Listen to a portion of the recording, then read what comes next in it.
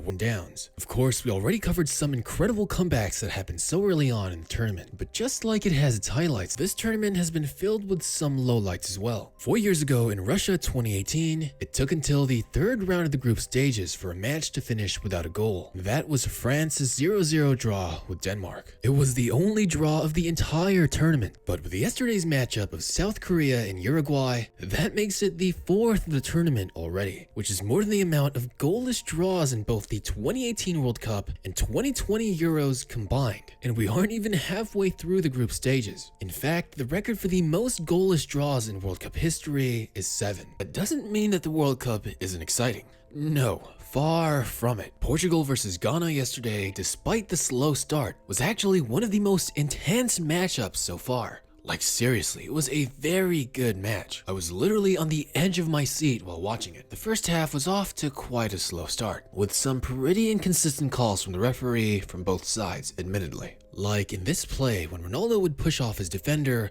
Alexander Djiku, to score a goal that was eventually disallowed because it was considered a foul. Personally, I don't think that it should have been disallowed, because defenders and forwards are always doing this anyways. Djiku just went down a bit easy for theatrics, but at the same time I could see why Ronaldo did kind of make a push. But I guess everyone's main problem was the inconsistent calls. However, in the second half, a beautiful pass from João Felix to Ronaldo would be intercepted by defender Mohamed Salisu that resulted in a penalty, which by the way in my opinion shouldn't have been a penalty, but I somehow feel like the referee was making up for that disallowed goal. But Ronaldo would calmly sink it in, making him the only player to ever score in the 5 World Cups. Absolutely insane. Ghana would then play absolutely incredible after that goal, being aggressive and just running down Portugal's defense as Andre Ayew, Ghana's captain and veteran, would score the equalizer. However, Bruno Fernandes would switch to a more central midfield role, masterfully assist João Felix and Rafael Leao to put Portugal 3-1. But again, Ghana would come back hard, breaking down Portugal's defense as Osman Bakuri would score in the 89th minute, doing Ronaldo's iconic goal celebration. Pretty funny actually. I can understand why he did it. It must have been a huge moment for him, and I don't think it was disrespectful. But at the same time, he should have rushed to grab the ball so they could continue the game and try to win.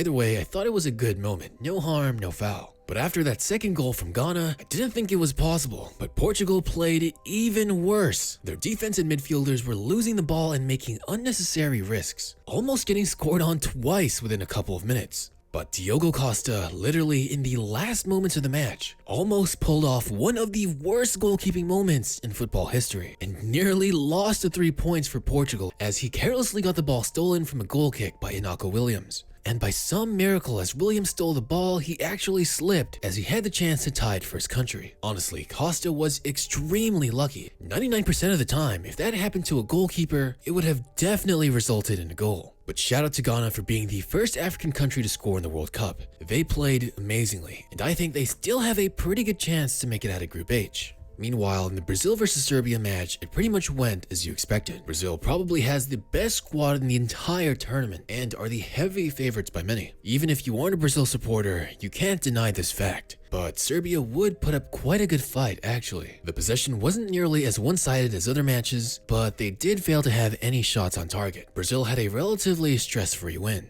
And one of the coolest moments in this match was when you can see Neymar getting booed by the Serbian crowd right before he's about to take a corner kick. And what does he do to shut them up? The man would go for a goal from corner and damn near almost scored as well. Gotta admit, that is pretty cool. However, he would leave the match early from an apparent ankle injury. Doesn't look serious and he can still play in the upcoming matches. I hope we can see everyone healthy in the tournament because injuries really suck. But Richarlison would be the hero of Brazil as he scored a brace, with his second goal being an absolute beauty. Easily one of the top 2 goals of the tournament so far, in my opinion. And Vinicius Jr. also played incredibly well, basically confirming my thoughts that Brazil are in great form and are still the #1 favorites to win. But let me know what you guys thought about these and upcoming matches. Make sure to leave a like and subscribe for more. I'm doing this the entire World Cup, and I'll see you in the next one.